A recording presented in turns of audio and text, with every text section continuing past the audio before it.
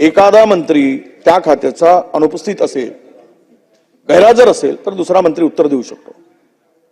पण त्या खात्याचे ते मंत्री प्रत्यक्ष इथे उत्तर देत असताना त्यांना थांबवून दोन दोन मंत्री उभे होऊन त्याचं ते उत्तर देतात.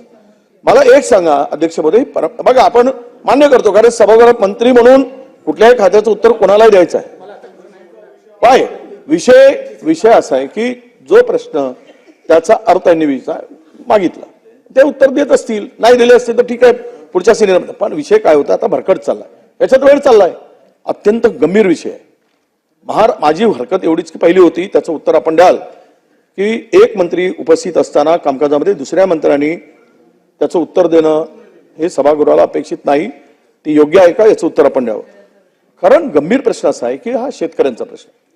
अध्यक्ष महोदय, मी आपल्या निदर्शनास आणून देतो एक गोष्ट स्पष्टपणे या ठिकाणी की या सरकारने जे काही मदत देण्याचे काही निकष ठेवले असतील किंवा द्यायचं, मी तुम्हाला मालिका सांगतो या किती वर्ष नाही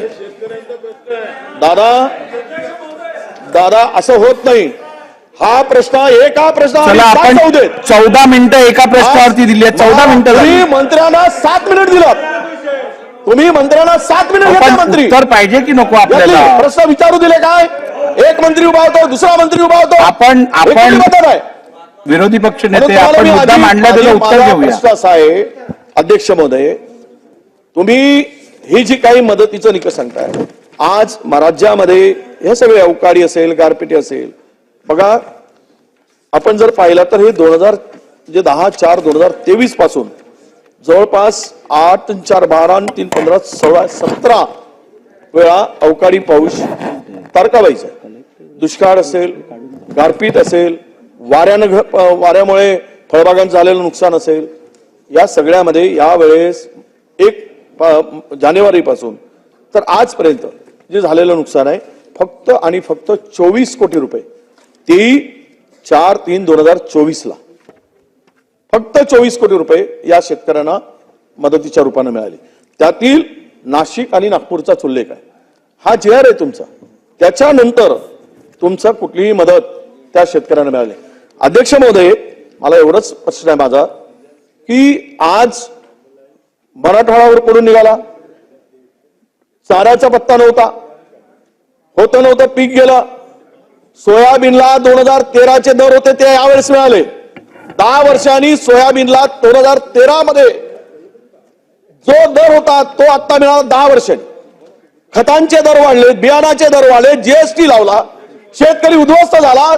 या सगळ्या संकटामध्ये शेतकरी पिसतोय. अध्यक्ष महोदय, माझा प्रश्न एवढा आहे की यामध्ये निकष सांगू नका, निकषाच्या पलीकडे जाऊन हो तुम्ही लावलात, तुम्हाला पाहिजे काय उत्तर?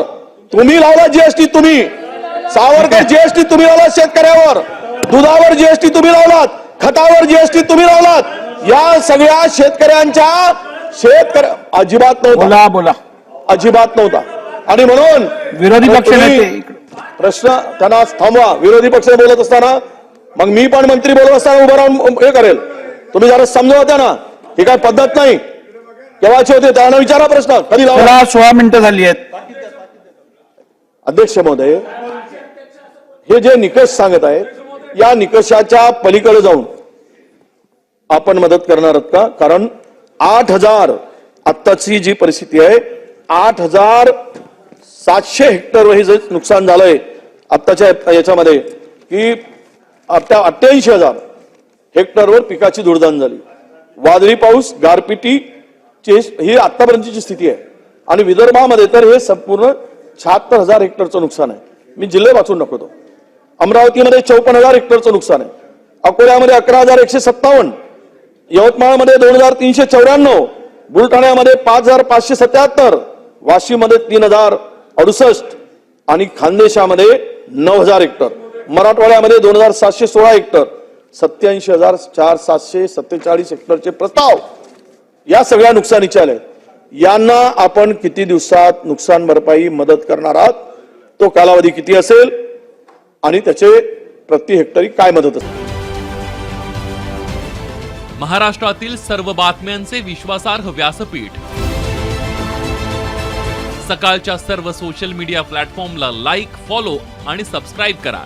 तसंच सर्व नोटिफिकेशनसाठी बेल आयकॉन प्रेस करायला विसरू नका.